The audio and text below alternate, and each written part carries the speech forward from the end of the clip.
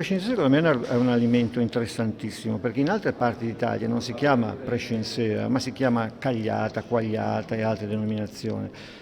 La prescinsea o cagliata è la base di tutti i formaggi, potremmo dire che è la madre di tutti i formaggi perché da quello con la stagionatura poi deriva tutta una serie di cose.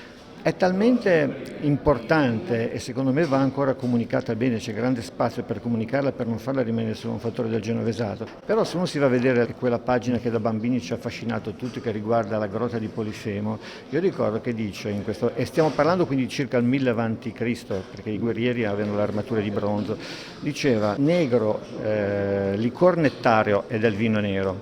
E poi dice la gratisciate corbe, che è il formaggio. Quindi i primi due prodotti dell'alimentazione sono il formaggio e se la prescinsea è l'origine di tutti i formaggi, non è solo una tipicità ligure, un prodotto di alto contenuto proteico, benefico, facilmente disponibile anche se deperibile, che andava bene nella cucina della verdure, di cui è ricchissima la cucina ligure.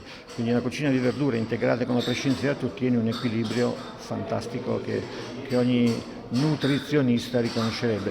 Attualmente però per quello che ne so viene rivalorizzata e attualizzata anche nei dolci, nelle pasticcerie e nei gelati, quindi si apre un nuovo filone di quello che comunque è una tradizione sempre estremamente interessante.